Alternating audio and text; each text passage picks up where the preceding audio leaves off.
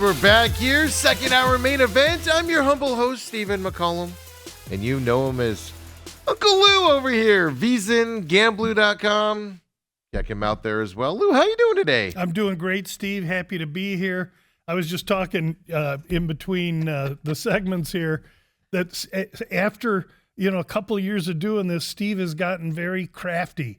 Now he just talks about the NBA on the last segment because he knows I'm not going to butt in and tell Kobe to turn my microphone on because I agree you're disagreeing Lou thinks with I'm an something. NBA ref, that I planned that today.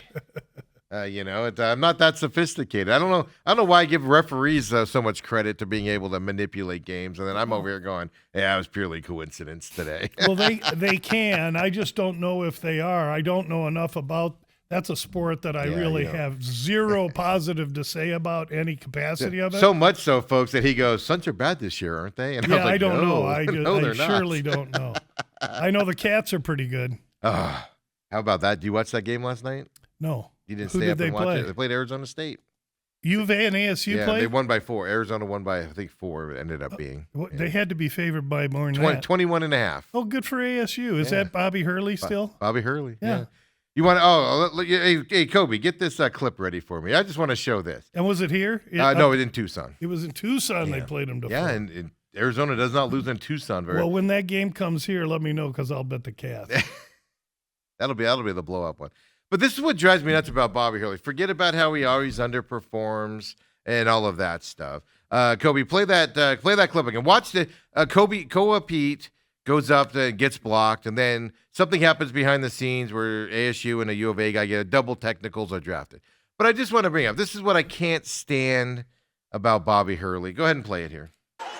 Pete. And he's blocked at the rim, and he hit it. Had a hard fall. Sportsmanship tries to pick him up, but behind the scene there, you can see it kind of in that back screen there. Some John's happening. And it's getting a little chippy already. Bobby Hurley's in the middle of it, too. Oh, I love this. This is going to be You saw a clip of Bobby Hurley there. It'll come back to him. Look at Bobby Hurley here.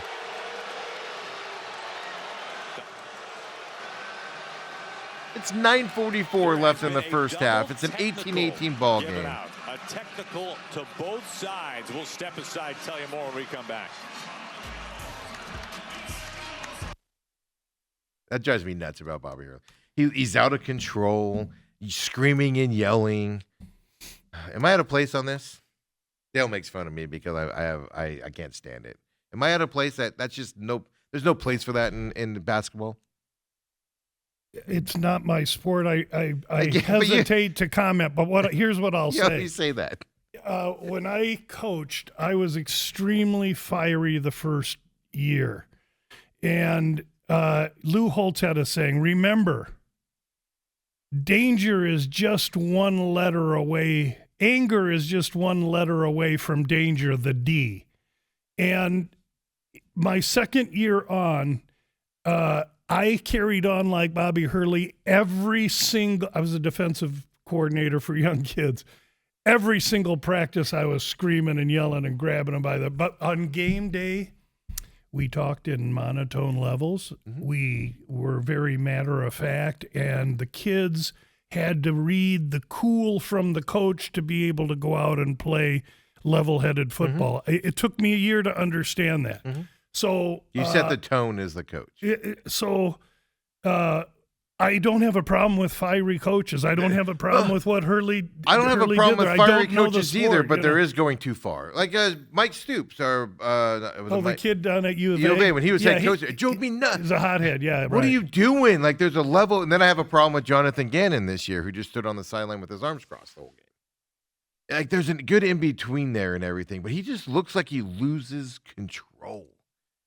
And it's just, you saw what the U of A coaches did. They were all there getting their players off the court there, over on their bench and everything, and moving them down there, and everything. And their coaching staff was doing that. And you just got to deal, It's like when you go out to a bar and you got that one friend. Everybody else is like, oh, and something happens, and some people react a little, and some people get a little fired. Then you got that one friend that just goes over the top. And you're like, dude, what are you doing? It's over. Let's move on with our lives. And they got that one friend that 20 minutes later still yelling about it.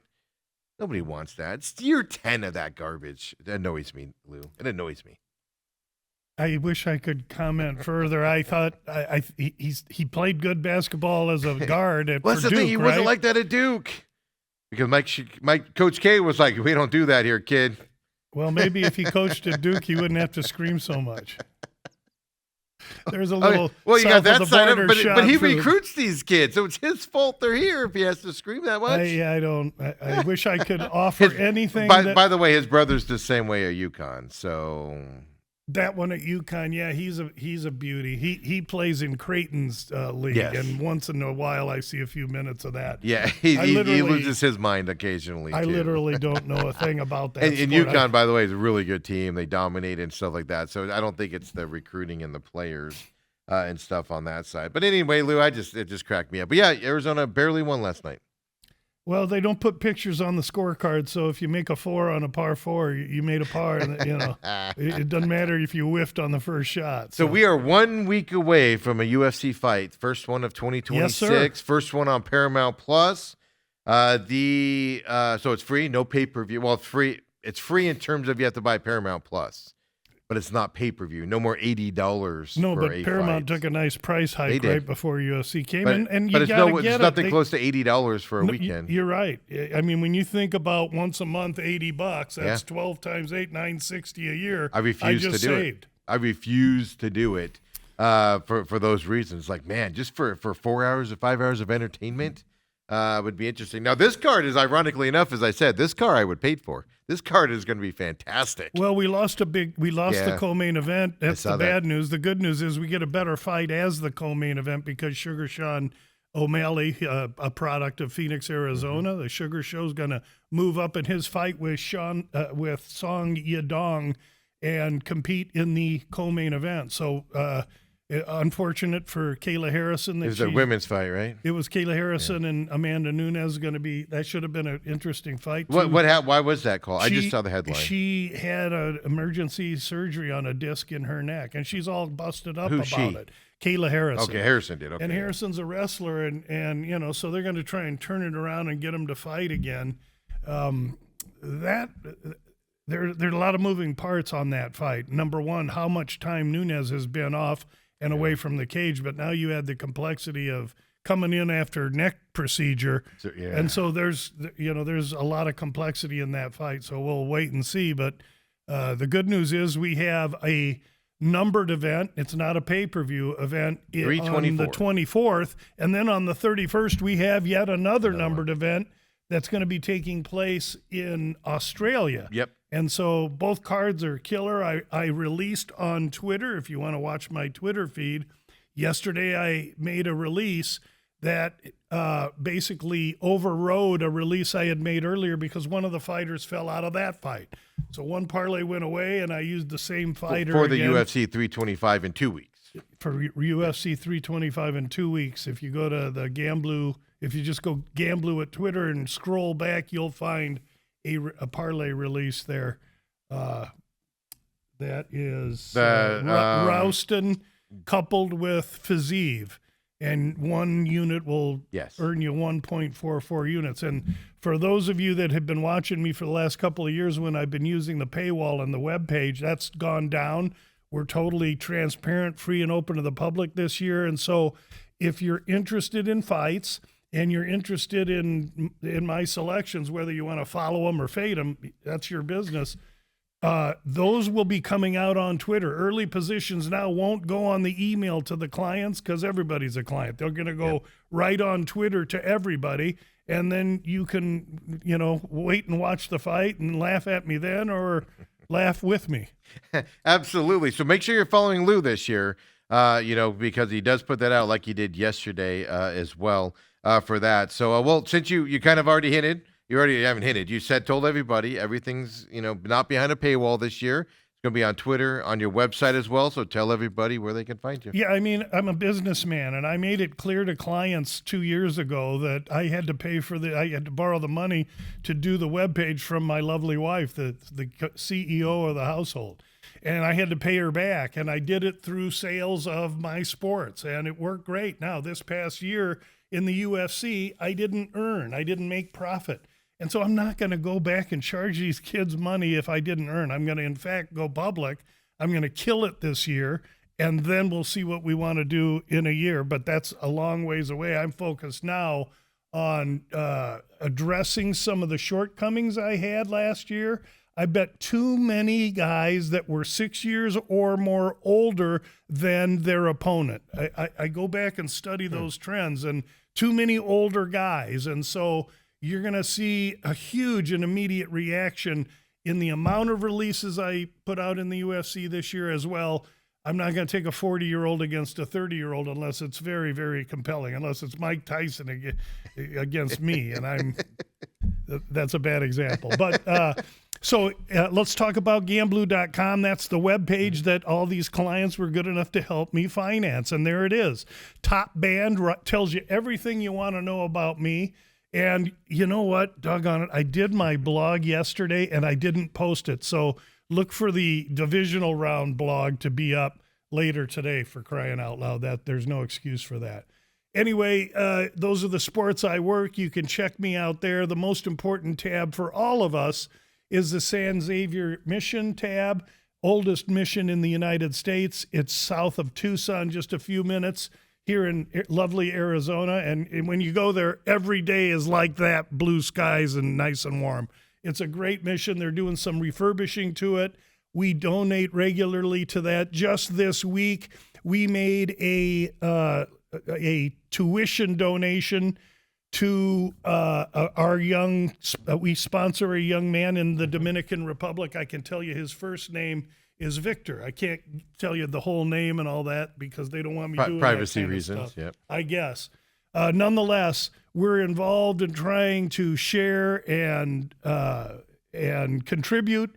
And between young Victor, who we pay his tuition for, this will be the third year, and the San Xavier Mission, I'm really pleased to be able to try and hype those two causes. And Steve's really a great backer that allows me to talk about it every week I'm here. So thank you. Absolutely. And then just because we do start up UFC next week, Sneak Tea podcast still on Monday mornings? Yeah, and It'll I be up? usually do those on Sundays, but with the divisionals, I don't want to be interrupted watching those divisionals this week. I'm probably going to tape Saturday because these numbers for this fight have been out for a month. Yeah. And I've already got some notes made, and so I can easily do that pod on Saturday, and I'll probably have it out on And Sunday. then Bout Business will be posted as well. Is that going to be posted on the same platforms, like on your website? Right now, it used to just be Sneak Tea. That's correct. Unless you logged in, so both of them will be on there now? So you can go to the Gamblu webpage to get both the Sneak Teep and the Bout Business. Now, Bout Business doesn't come out till about Friday. midday Pacific time Friday after weigh-ins. So if you don't want to do it that way, go to your favorite podcast platform and hook it up that way. Both will be available everywhere. Absolutely. So the changes for you guys as we're getting close to next week, and I'm excited for next week's fight. We're going to spend a lot of time on it. I mean, when Steve McCollum, can look at a fight card and go, ooh, this is going to be good. Ooh, this is going to be good. Ooh, this is going to be good. Yeah. It tells you what kind of fight card. Not shockingly, because it's the first one on Paramount. They want to make a splash. They want big numbers. It's probably going to be theatrics galore in this as well. Just a lot of guys out there and a lot of fighters here. I am kind of sad about that Nunes fight. I saw the headline yesterday. That was actually, I know Dale, he makes fun of me a lot, Lou does, about looking at the women's fights from time to time. But that was one I was really looking forward to. It was going to be a really great fight because you have a world-class wrestler that wrestled at 155 pounds, cuts all the way to 135 to make weight, and then, competes at 160. And she was going to try and wrestle up Amanda Nunes, who's been away from the cage for a couple, 2-3 years. But Nunes is a jiu-jitsu specialist with heavy, heavy hands. This is a 135-pound woman that will also fight at 150, 55 pounds. Obtuse power in her hands. Yeah, and when I say I'm excited about this, you go down to the prelims on these fights for next week that we're talking about. There's guys that I know in the prelims that are fighting, and normally you get down to these prelims and early prelims, and I'm like, yeah, I don't know any of these guys. No, there's guys down here that I'm like, ooh, these guys would be fun to see.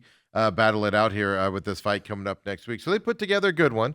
Yep. Only 4 main card ones now, or 1, 2, 3, 4 now with that Nunes fight going away. I'm pretty sure here. because of the time zone, they'll take a lower fight and move it to the. Well, that's what I was going to ask you. Does So you'll the still get Natalia 5. Silva Rose fight get bumped up possibly to the main card? Maybe not. I would think it could be Umar and Figueiredo. It could be Gauthier and Puliev. This Gauthier, 23-year-old building buster. I mean, this dude From is Cameroon? chiseled out of marble. He's knocked everyone out he's faced. The dude is a freak. Okay. And poor Andre is going, I have to fight this guy? Yeah, that's right, man. He drew bad card. As Bob Marley say, draw a bad card. That Russian drawed a bad card. So we'll talk more about that. Check out gamblu.com. Follow him on Twitter. Even if you're not a gambling person, you don't like to bet on gambling, you don't understand the numbers, you don't care about it. You know, I've had a lot of people tell me that you give them a perspective on, so when they talk to their friends or coworkers, they're able to talk knowledgeable about or stuff get laughed as they out go of the into room. it. Well, and that's part of the prerequisite. If you can say something and get laughed out of the room, oftentimes you got yourself a winner. See, I'm a winner all the time because everywhere I go, I get laughed out of the room. Me too. we're on the Makes same two of us. page. Makes 2 of us. So that'll be Monday. Yeah, sneak deep on Monday. That's one you want to listen to pretty timely because the nines do move. Do you expect with the NFL? Do you expect it to move, or is this going to be more like an NFL type movement on Monday, or is it because it's the first fight? People are going to be paying attention to these lines on UFC come Monday. The fight guys will, and each year we go through this. You lead me in perfect, Steve. Because just follow the money. Now, Follow the Money is the afternoon program at VSIN. Mm-hmm. And in the fall, I get 2 or 3 appearances of those because they'll take some of my NFL, but they just don't have a lot of time to spend on fights because college football and pro football is king. Well, starting next week, college football, you're down to 2 pro after football, Monday. college football's done.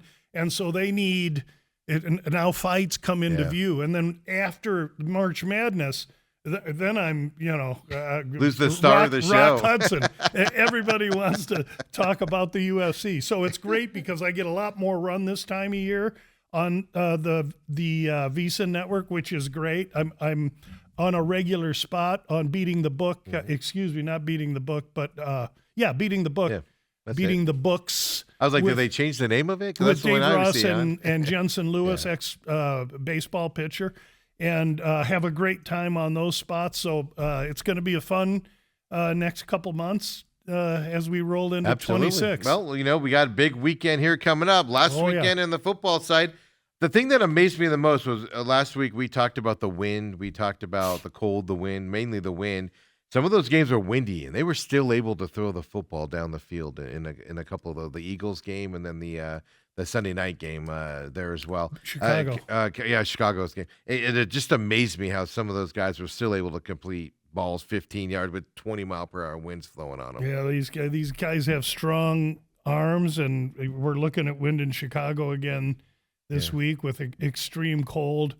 And everybody's quick to say, "Oh, it's the Rams, and they're soft, and they're not going to be able to deal with that." I even heard that on the VSIN network this morning, and I can't wait to dispute that because what the Rams are going to do is run that ball right down Chicago's throat, right down that 29th ranked DVOA defense's throat, and they're not going to get off it. They're going to start it early. They're going to do it in the middle, and they're going to do it at the end. All I've seen the last 2 days are Matthew Stafford's records in cold weather and all of that stuff. Like, so the narrative's out there that the Rams are going to Chicago and going to struggle with the temperatures there and stuff like that. And the Rams are not Miami. Remember, Miami and Kansas City a couple of years ago, that's a finesse team. West Coast offense, timing, patterns, everything. They couldn't compete. But this Ram team got an offensive line, and they got a rush game that's first ranked in the NFL. Blake Corum, I think, is as good as or better running back than the young kid Kyron Williams. They got 2 backs. I just see ball control here, and it might be the end of the line for Chicago. Well, let's stay on that game since we brought it up and we've talked a lot about it. That's the Sunday night game, 4:30 p.m. our time, so I say Sunday night, but that's a late game on NBC here coming up. The question that I've got on this is Bears get turnovers, they win the games. That's basically how I see the Bears in today's NFL. They'll be competitive, but they need turnovers to get over that hump. If the Rams do what you're saying they're going to do and just run the football, they won't have many turnover opportunities for the Bears. Well, you don't know if they could put the ball on the ground. That is true with the cold. And to all be that. fair, when you track these two teams, Chicago's 9th-ranked offense stands up well to the 3rd-ranked defense for the Rams. 3rd-ranked defense, pretty darn good. But it's the Rams' number 1 ranked pass, number 1 ranked rush going against that Bear defense. It's just really had trouble, except for, wow, what great adjustments did they make last week in the second half? Yeah. Holy smokes. The Bears are never out of a game. They looked like a great team. But here's what I want to get to. Yeah, Bears plus 22 turnover margin, but Rams plus 11. So let's not discount the fact that the Rams were the beneficiary of some turnovers too. And turnovers always play a big part of a game. And the other thing that does is the third component: offense, defense, special teams. And in special teams, Chicago's ranked 18th, right in the middle of the pack. However, the Rams 26th. And if you'll remember last week, the Rams had a punt blocked. Yeah. So while I'm forceful on the Rams, there are some question marks here as well. This Bears team is a team that believes. They like this coach. The city's on fire with them.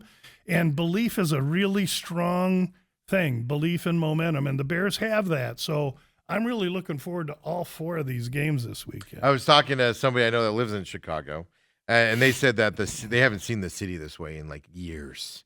There's just this extra excitement around the city of Chicago. You know, the team feels that leading up to this game as well going into this. So it'll be interesting to see how they react to it. So last time I saw the weather, which was yesterday, I think they said 20 degrees is a low, but with the wind, it's going to feel like 5 degrees. It's going to be one of the coldest games played in Chicago. But then I was seeing 18-mile-per-hour winds. Is that what you have? Yeah, 20, 25-mile gusts, which and when we see that, understand that could be 12 to 15, and it could be 30 to 40. I mean, it'll change. You're in Chicago. It's January. On the lake. And you're in the evening. It's going to be colder than a brass toilet in the Yukon. I was going to say colder than the witches. I can't use that phrase. Wait, Yukons have toilets? If they do and it's brass, don't sit on it. Just a word. But it's going to be cold, and and those Bear fans are going to be out there drinking beer with no shirt on. God bless them. And by the way, go ahead. Cold games, playoff games in Chicago when the 85 Bears won, I was in the stadium at the opposite end zone when Landetta for the Giants fanned on the punt, meaning he dropped the ball here to punt on it. By the time his foot got up, the wind blew the ball. I was at that game, and then the next week against the Rams, who they play this week, Dieter Brock and Eric Dickerson came to town and got nowhere against that defense. I sat there both those weeks and froze my rear end off. That 86 defense is a lot different than this Bears defense. It really is, but there's a lot of ways to win. And, again, momentum and belief can go a long way. Yeah, I mean, right now, and like I said, I use FanDuel for the NFL numbers. I just double-checked on this, folks, with my bad eyesight here. Rams are 3.5-point favorites right now on FanDuel. Over-unders 48.5 going into this game. As well right now. So. And there's some 4s out there. If you're a Bear fan, go find your Caesars, go find they're mostly Vegas places, so you may not be able to do it on an app. Hard Rock's got 4. ESPN Bet's got 4. Fanatics got 4. So you can find 4s or 3.5s out there. Obviously, if you're you're a Ram guy, you're looking to use that lower number, and if you're a Bear guy, you want to get every bit you can. Yeah, get that 4 right now. What you're looking at over under 48.5. You see this as a high scoring affair this weekend. The number opened 51.5. Yeah. So why is it down to 48.5? Because of the wind and the cold already, and people haven't tapped into that yet. Wait till Saturday comes, and now they start talking about it as well. We get a day closer. If the wind is going to get worse, that thing will drop like a hammer in a lake. Yeah, and that's the thing, because especially if you think the Rams are going to run the football like you do, that they're going to control the time clock and keep that control down as well. You keep that Bear offense off the field. I look at it, and like I said, I look at it from the perspective. I look at it from the football perspective. The Bears struggled for 3.5 quarters last week on offense. And I expect them to do it kind of again this week. Now, the Rams, like you said, they need to ball control it with that wind and that cold. They need to kind of control the game and take control of it early on here as well. That's why I think this is going to be a low-scoring affair, in my opinion. I don't even think it comes close to 40, let alone 48.5, based off of what we saw last week and then the weather coming in between these two teams. So it'll be interesting to see what happens. I won a couple unders last week. It will be very interesting to see what happens. But I don't know if I like the Rams 3.5-point favorites, to be honest with you, in Chicago. I'm not afraid of it at all. Really? Not at all. Not at all, huh? I will say that the teaser that I gave to VSIN this week, I'm crazy on these 3-team 10-point teasers. We won last week's that I shared. I didn't give a 3-team 10-point this week. Why? Because the numbers didn't fall right for me. For instance, that game with Houston and New England is sitting on 3, might go to 3.5. Well, I don't want the 7 and I don't want the 6.5. I want 7.5. So if it was 2.5, I'd have jumped on the Patriots and taken them to the plus 7.5. So there's a method to my madness. But what I want to say is that since we've talked about the Rams in Chicago, the last game of the weekend, that will be the last leg of my teaser that I gave out this week, which was a 3-team 7-point teaser. Now, a 3-team 10-point, you pay $12 to win 10. On a 3-team 7, you bet $10 to win 13. So I'm changing the odds a little bit. I'm getting great plus money, and we took that Chicago under when it was 48.5, 7 points. We have 55.5 under now. So that will be leg 3 of the teaser. You'll get the other 2 legs as the games come up. Yeah, I never think of that. I never think of doing that when I'm looking at this stuff, to tease it down, unless you bring it to my attention. I never think about doing that stuff because you pay to do that. You pay. You say you pay, but that just means your odds change and stuff, right? Well, again, I'm getting a plus money price, but that 3-team 7-point last year was plus 140. Now it's 120, 130. Yeah. They're taking that away. That's why I played fewer of them this year. That said, I wanted a good plus money price. If I can get this game into that final leg and I'm under 55.5, I expect that total will be down lower than 48.5 by game time. And if in fact it is, let's say it goes to 47.5, another 7-point tease makes me over 40.5, and I have a wide spread. Again, that's what happened last Monday with our total. We had Pittsburgh and Houston under 49.5. And we came back and shot that thing to another 10-point 3-team tease to over 31.5. Now, you'd rather be lucky than good. That last interception goes in, gives me the middle, and my clients hit them both. So it doesn't hurt to be a little bit lucky in the NFL as well. And I've been cross-eyed Mary lucky this year in the NFL. Let's just stay with the Sunday game here, since we'll just go backwards here today as well, since we're on it. Keep it consistent. For people that listen to this, either on the podcast or whatever, we're just going to go backwards here for you guys and everything. And then you've got Texans-Patriots here, that first game on Sunday, 1 p.m. here, Phoenix time on ESPN is where you can find that. Like you said, it's a 3-point favorite for the Patriots right now going to this game, over under 40.5 going to this game. Yeah, and you're seeing. Listen, if you like New England here, you need to look at it now. And when you're saying 3, even at FanDuel, it's minus 115. So it's teetering on going to 3.5. Mm-hmm. So if you're New England, you want to get the flat 3 before the 3.5. Why? Because almost 16% of NFL games land on 3. Mm-hmm. Don't give 3.5. Give the 3. At least get a push. If you could have the 2.5, that's what you want, because now you get the 16% if it lands on 3. So if you're into New England, you better look at them now before it goes to 3.5. I believe it will, because I think you have an inept offense in Houston, and they're missing Nico Collins. I have to get a status report on him later today and tomorrow. Yeah. If he doesn't play, I assure you this will go to 3.5. He's probably not playing just because you have to be you have to have no symptoms for 5 days. They played on Monday night. It's very hard to do that. So you pretty much have to count that as well. These schedule makers in the NFL just totally screwed just ear jobbed a couple of these teams here, especially Houston that had to go out and play. Who did they play last week? Pittsburgh. On Monday night. Short week, go home. Now they got to go all the way to New England. They're not making it easy. And on, early Sunday on game D'Amico Ryans. But this 40.5 is the total here.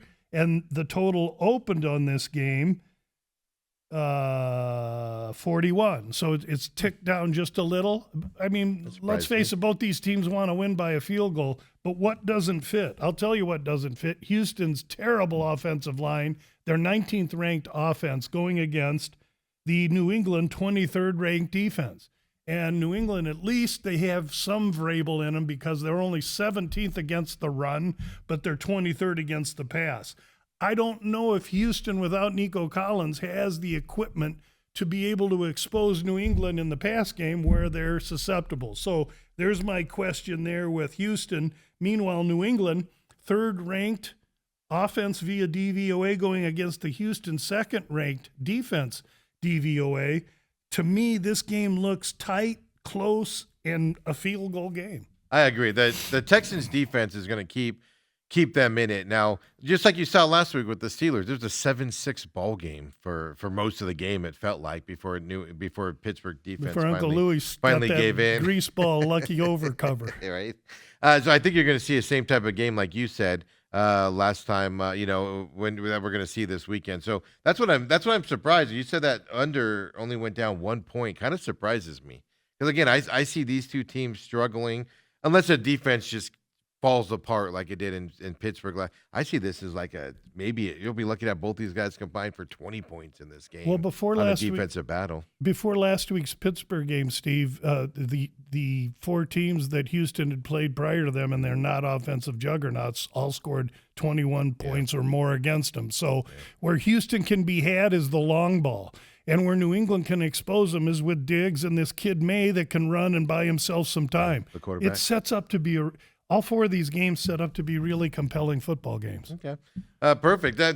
I ranked them yesterday, and this is my least favorite game of the weekend that I'm going to pay attention to. It's funny that you say that. It's the one so far that between all my where I've invested. Yeah, I have no position in that game so far. Texas Patriots. Yeah. Yes, yeah. I have nothing on that game. This was the game that's like if I need to go do something, it'll be this game that I decide to schedule to go do it or go do it at that point. I won't have anything to do but sit on my rear and watch. But I get it. If you I'll be watching it, but you know what I'm saying. Yeah, you got to go to the hardware store. Something comes up and I got to go somewhere. I'll be like, I'll wait till this game. The hardware store at my house means I go to the hardware store and buy one little screw and then stop at Pomeroy's around the corner for a couple screwdrivers. The hardware store is just the excuse to get to the other place. But when I tell my wife I'm going to the hardware store, she rolls her eyes.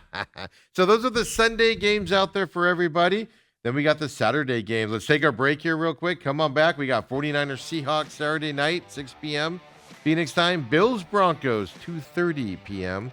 Our time here in Phoenix. We'll get into those games as well. See what Lou brings us on our knowledge on that. To see if we can win some fun bets around the office, let alone on the money side of things. Come on back, folks. Main event Thursdays with Uncle Lou.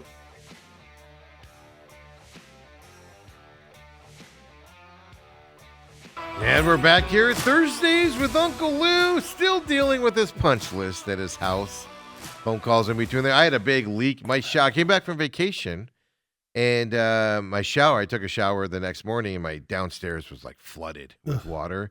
So I had to call a plumber. I had to cut in the ceiling downstairs, cut into the water. That was fixed yesterday. So I feel your pain, just sitting there waiting for I had water all over my kitchen. I had a mop up yesterday after that, and everything got fixed pretty quickly. But at least I don't have your problems with the whole remodel. Before the remodel, I had a son that took 45-minute steaming hot showers for 10 years in the bathroom, and my drywall, I mean, if you sneezed in there, it would have just fallen apart. And then in my master bathroom, we were getting leaks, and so I couldn't use the guest. So I'd go into my master bathroom and take what I call the fraternity house Hell Week shower, where I would just find a toilet and just throw water on my face. So I'd turn that shower on. I'd be in and out of there in a minute because I couldn't handle all the leaking. Yeah. Well, now that's like this morning, I got the big rain square above me. I got 3 or 4. And I was just in there in the heat. Simple pleasures are really nice. Yeah, that's what I want to do. I stayed at a hotel last year, 2 years ago, where it had all that stuff, and I'm like, I got to get this for the house. So I've been thinking about remodeling, and it was funny too because the plumber yesterday is like, "Hey, Steve, come here." And I was like, "Oh no, here we go!" Right. And we're looking up at it, and he goes, "This might be a crack on you." And I'm like, "I've been waiting for you to tell." And I was like upset about it, but at the same time, I was like, "Oh, please, it'll push you towards the. Please be a crack," and it wasn't. Yeah. But I was like, "Please give me a crack," because then that way it means I'm calling a remodel company for my bathroom, so I can get that stuff. I can't tell you how much we're enjoying. We live in Central. The home had never been remodeled. Literally, my wife and I's master bathroom was a phone booth size. Literally. And for 10 years, only one of us would be in there at a time. You could hardly fit 2 in there. So now we got this nice spacious bathroom. She's got a bathtub. Everybody's happy.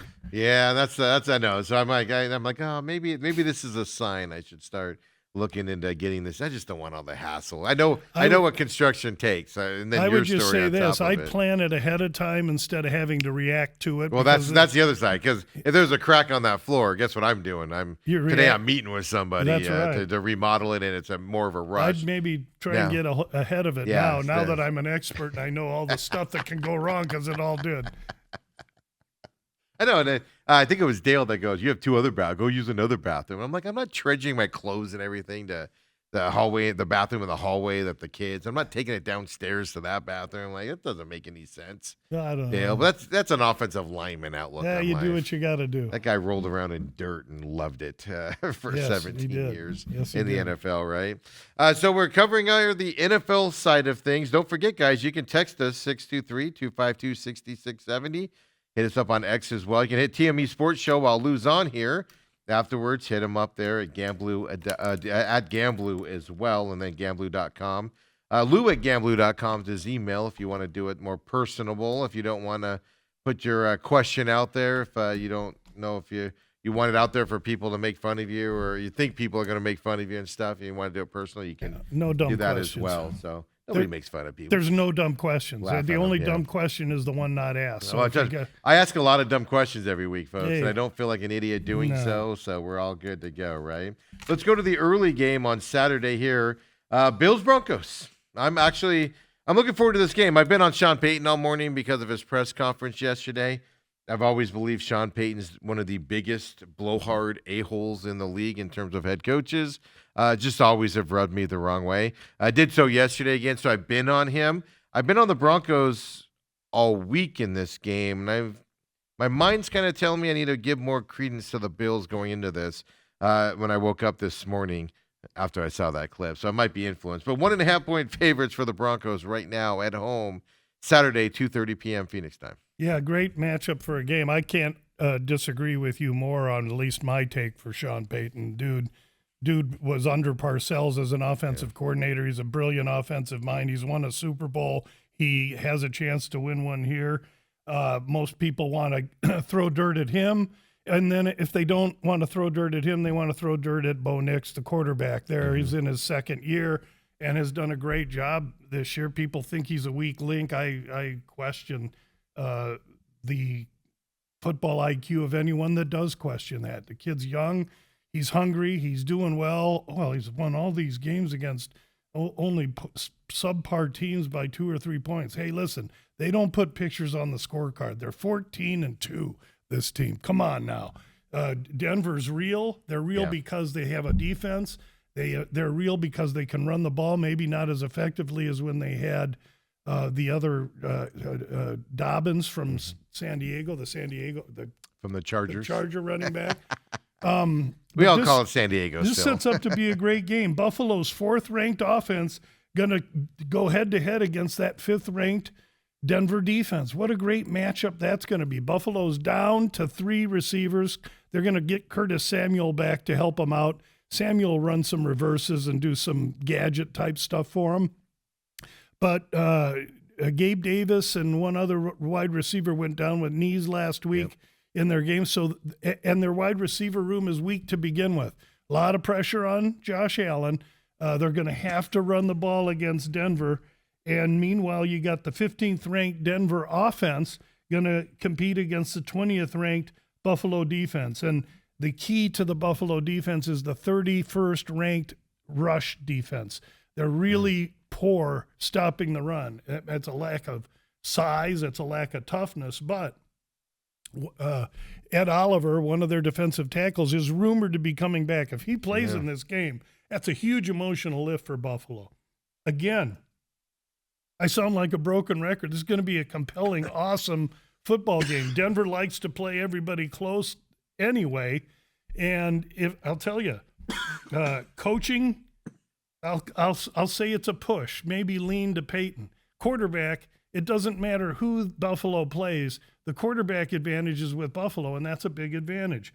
I look at special teams, Buffalo 15, Denver 16. Look for turnovers. Denver -3, Buffalo +1. This is going to be a close, tight game and should be very compelling. Yeah, I think the Broncos want it. I think the Broncos want this to be close because that means they're controlling the football a little bit more. What impressed me and why I'm kind of thinking more Bills than I was earlier in the week was I thought more about last week's game against Jacksonville for Buffalo. Now, I know you always say it doesn't matter. You know, that's what fans do. We look back. But the way they won that game shocked me last week. I expected them to lose that game. They came in. So did the world. And they came back at the end, right, and fought back. So that tells you they have that still fight there, which I didn't think Buffalo had going into that. So going into Denver, this is going to be fun to watch because they still have that fight. Obviously, they showed it last week. And then, like you said, there's enough faults with Denver that you could see Buffalo going in there and win. And it's like almost like last week it kind of changed my opinion on Buffalo. Maybe this is Buffalo's year with Mahomes out and those teams all out, that maybe they can do this. So that's I think that's why I woke up this morning. It was like, I'm not saying I'm going to pick the Bills yet, but I'm saying I'm not giving them enough credit for being in this position. So we've been ping-ponging because the line opened Bills -1. That's what I was going to ask you. And all right. now it's Denver -1.5. Yeah. So it's flipped. And so when it went Denver -1.5, here's leg 2 of the 3-team 7-point teaser. That was an easy take the Bills up to 8.5.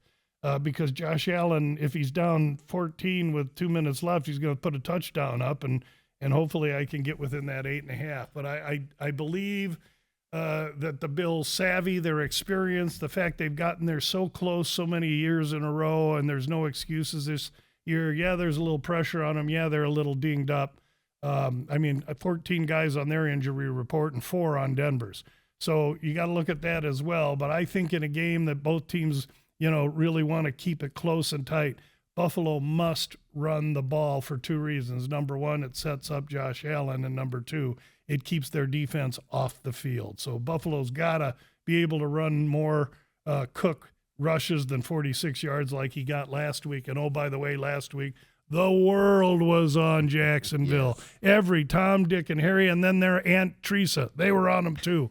We took Buffalo straight up on a pick, and we also had them in a teaser. I'm not afraid to fire when I feel I got the right side, and I got lucky with that one too. Yeah. We'll take it. That was the one game I lost last week. On 2 levels I lost on that last week.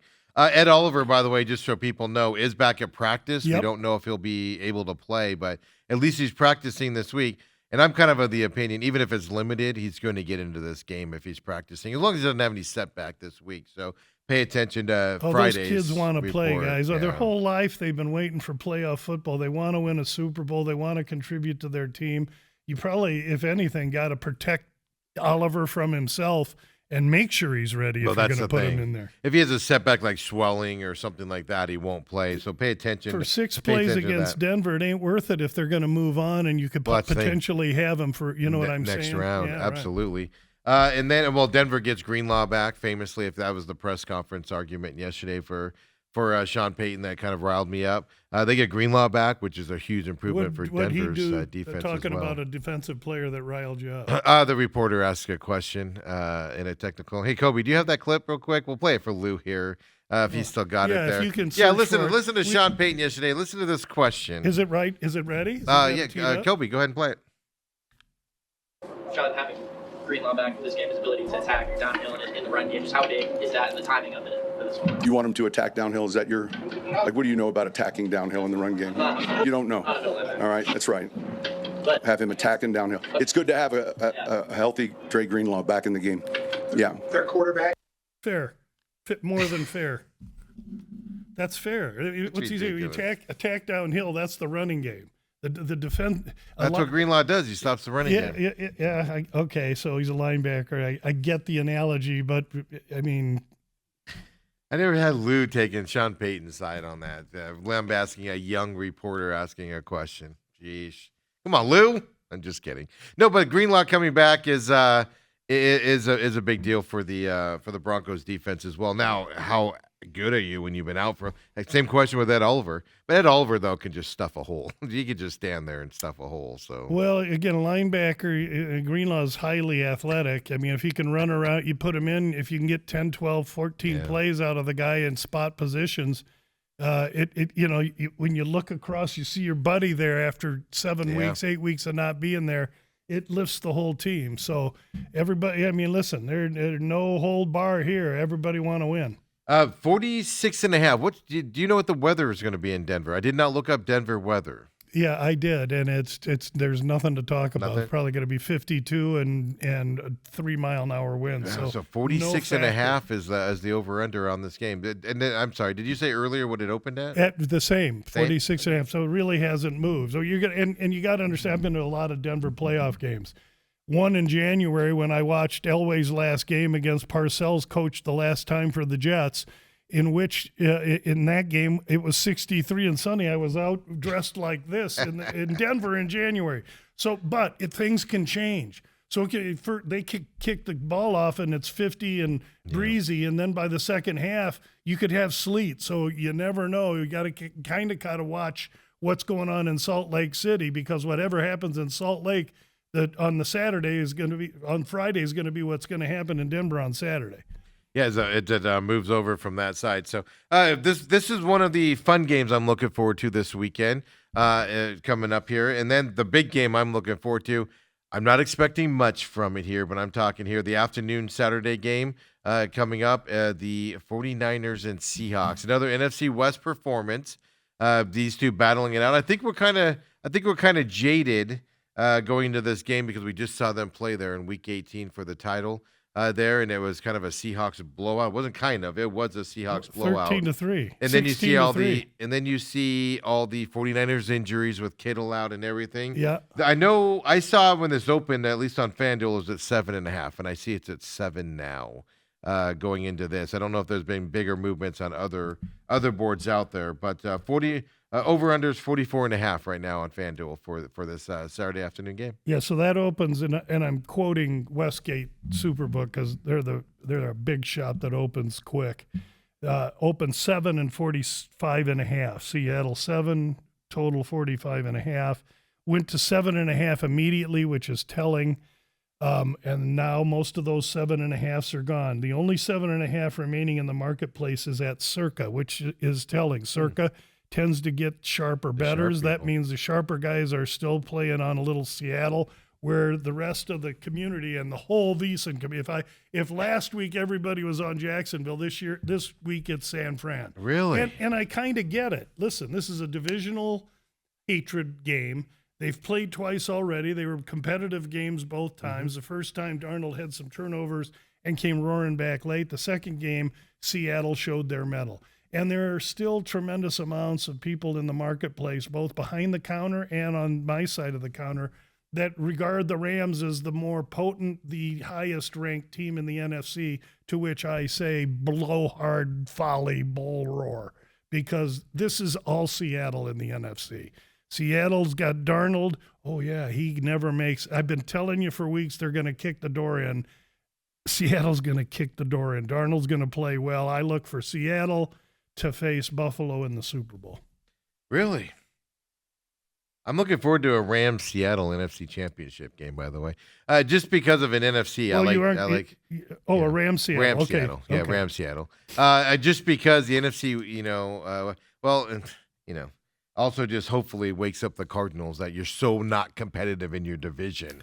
you got to Poor do Steve something just big here. can't get past those Cardinals. Oh, Did they get frustrating. is Gannon still the coach? No, Did they let him go. so they let him go. Okay, They're interviewing like 14 different offensive and defensive coordinators out there for positions. Clint Kubiak's one of them as well. ESPN has the offensive coordinator for Seattle. ESPN, several of their people say Clint Kubiak will be the next head coach of your Arizona very Cardinals interesting. I think that would be after their Super Bowl run here. I think that would be a positive. Yeah, hire. this is going to be a fantastic game. I just think this is a mismatch for Niners. I'm actually surprised it hasn't moved to a bigger number. If people are putting number on the Niners. It's just at some point, and there was rumors that the Niners would get Fred Warner back as well. He's practicing. He's practicing, but he's also, it's not like Ed Oliver, where Ed Oliver's same like. thing as Greenlaw, same thing as the but others. Ed Oliver's like I'm back. I'm going to be there. I'm going to be there. And Fred Warner's like, we're going to take it day by day going into this. That's right. And that's the brilliant coaching of Shanahan, the best coach in the NFL. And that's why I think there's a lot of people on San Francisco, because this guy Shanahan, you're not going to outcoach him. Yeah, I agree. I agree with brilliant. that. I agree with that.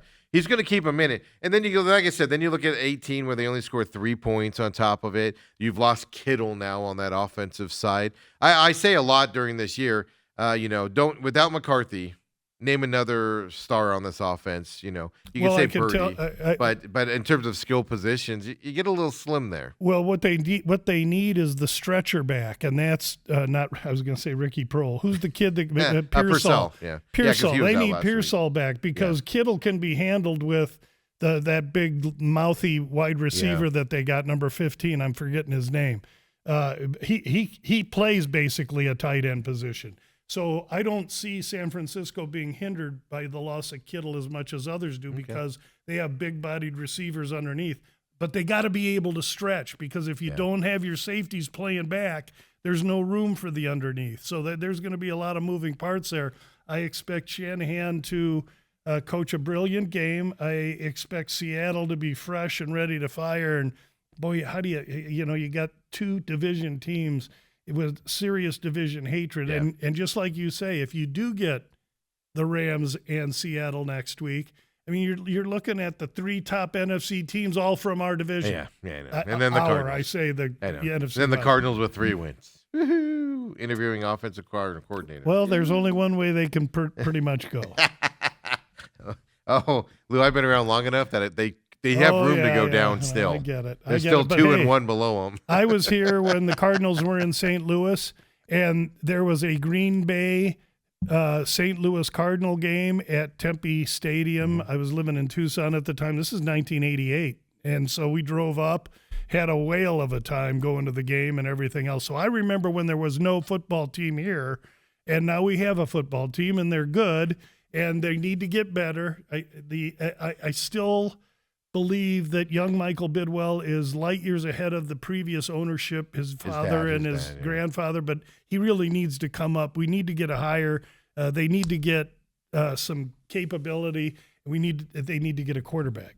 Well, that's 100%, because that's one thing every team this weekend has. Even the weakest link this week, because I was actually thinking about this. You kind of lead me to this on my notes here. I was going to talk about it tomorrow, but I'll kind of preview it now. If you look at the teams this weekend going into, right, like the Texans defense is really good. The Seattle defense is probably better, but from that side. But if you look at this, what does every team have here?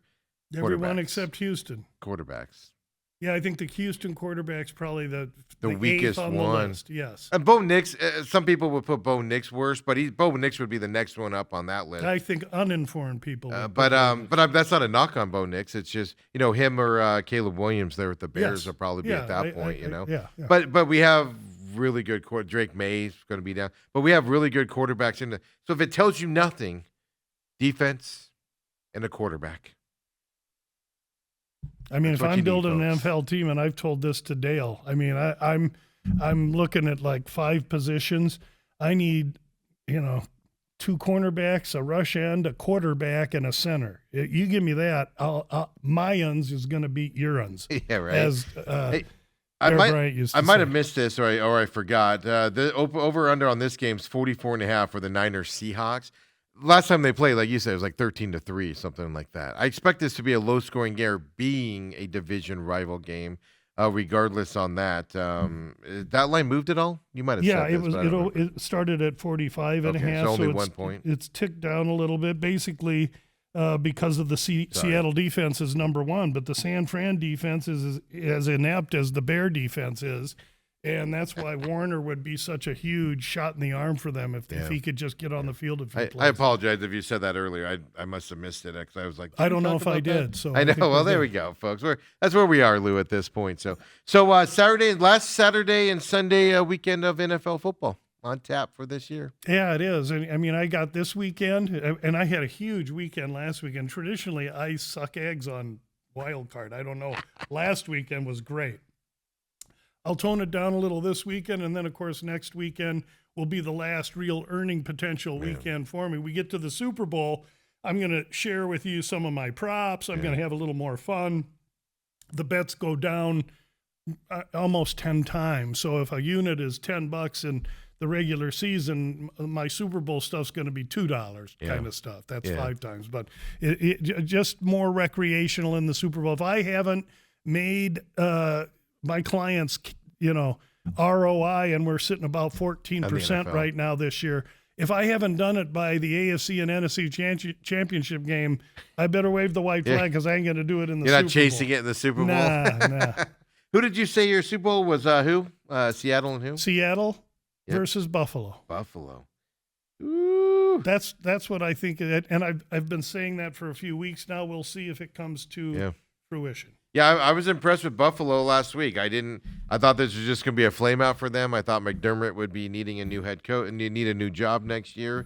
And the way they came back last week and the way they won that game, even the Rams with their comeback, hitting that game-winning pass to Parkinson there. Savvy veteran quarterback. It's just amazing to watch these guys. And it's just like, man, these guys are never going to be out of these games. Going into it. And I think it's fun to see. Seattle does worry me a little bit. The defense, though, is what kind of gives me them the hope. But Seattle does worry me. And I have thrown manure on Chicago all season long, and I will come clean. I've been incorrect. The coach has done a wonderful job despite that defense. Caleb Williams, I said I didn't think he'd be around next year for this guy. I watched him make a couple passes last week that were unbelievable. I put him in the Kyler Murray band thing. And what I mean by that is Caleb Williams will be absolutely god-awful terrible for like 2 quarters. And then he makes the most unbelievable plays that you're like, oh, my God, that's the guy we're expecting. And it's kind of funny, and it's just like, oh, my God. Because that first 2.5 quarters, it looked like Caleb was going to get fired, in the middle of that game with the way he was playing. His interview after the game, he wasn't screaming and yelling. He was a perfect, I think, representation of how he's being coached. And I'm coming around on the kid, and I'm not. And my record on quarterbacks is as poor as any NFL GMs. They're all bad I'm not too. afraid to say, but this kid Williams may make it if the coach brings him back next year, he will have made it. Yes. Yeah, but I'm not. I guess what I'm trying to say without saying it, I should just say it is, I'm not sure Caleb Williams is the guy going into next year yet. Well, I know that coach there will be able to tell us better than me or better than you. It's just the reaction. We'll see with this game. If he comes out and struggles for 3.5 quarters again. Well, we've seen Shanahan move away from. He made it to the Super Bowl with Garoppolo, and Garoppolo couldn't hit the open receiver. Well, he's not our quarterback anymore. We're moving on to somebody else at that point. So the good coaches will make changes if they don't feel a guy can fill their system. So I think this is a big game for Caleb, and I think he's going to, probably be able to do it with that wind and that cold and all of that. But Lou, 4 games this weekend, then you got a busy week next week. UFC getting ready for that. Now, you'll do your sneak peek on Monday or Sunday night, Monday, whenever you do it. It'll be out Monday, you bet. And then do you do anything else for UFC during the week until the weigh-ins on Friday? Do you pay attention to stuff, or is just relaxed? Wednesday are fighter interviews, so I'll take those in. And then weigh-ins on Friday morning. Yeah, so busy. Back to the grind next week. Lou, your vacation is over. Yeah, I needed the refresher. I'm ready now. I'm fresh and ready to go. Yeah, and I'm telling you guys, this UFC card next week is going to be one that you do want to watch as well. So we'll talk about that next week. It'll be a packed show next Thursday with Lou. So come and join us. Lou, appreciate it as always. Go deal with your house. Fun times. I need to do drywall and I'll paint again in my ceiling and stuff with all the holes I have in my ceiling right now. Oh, I'm an expert at that stuff now. We'll see y'all later. McCollum on Business at 11 o'clock today. Be back, of course, tomorrow, 8 o'clock, the main event. So come on back, folks. We'll see you then.